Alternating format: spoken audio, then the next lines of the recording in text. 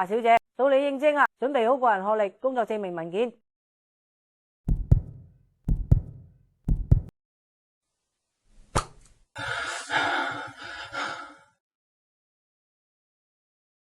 你阿貓，到你見啦，請進。你阿貓係我，你阿貓係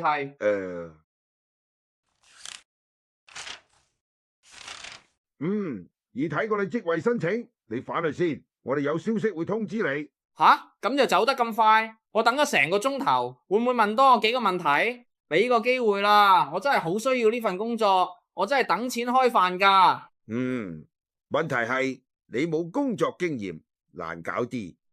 我喺 email 咪講咗我冇你哋呢方面工作經驗咯。你做咩？坐翻埋去啊！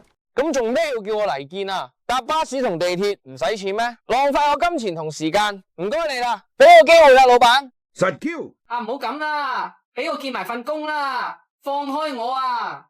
哎呀，放手啊！哎呀，食蕉無影腿，哇，哎喲，過主啦！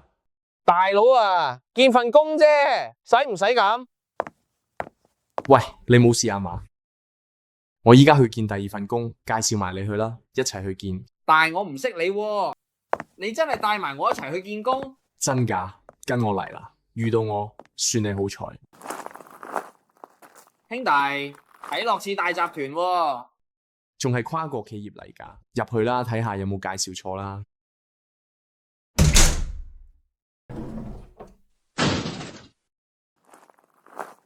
大家好，我係呢個頻道嘅製作者劉俊禮，喺呢度同大家講解一下 KK 園。相信好多人都聽過呢個區，可以講係詐騙案件集中地。佢位置係喺緬甸東南部一個叫 KK 園區裏面。佢哋招聘手法通常以高薪、包食宿及包機票，無需工作經驗，只需電腦打字即可，而且條件優厚。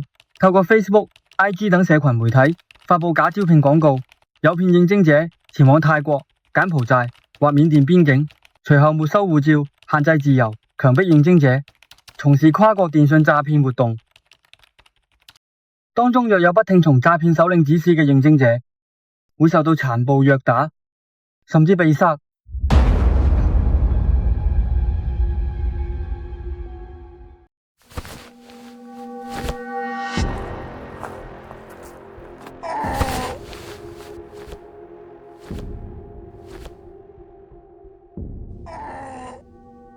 哇，咩事啊？想搵份工做啫，點解會搞成咁噶？神啊，我到底做錯咗咩事？阿貓，救命啊！救命啊！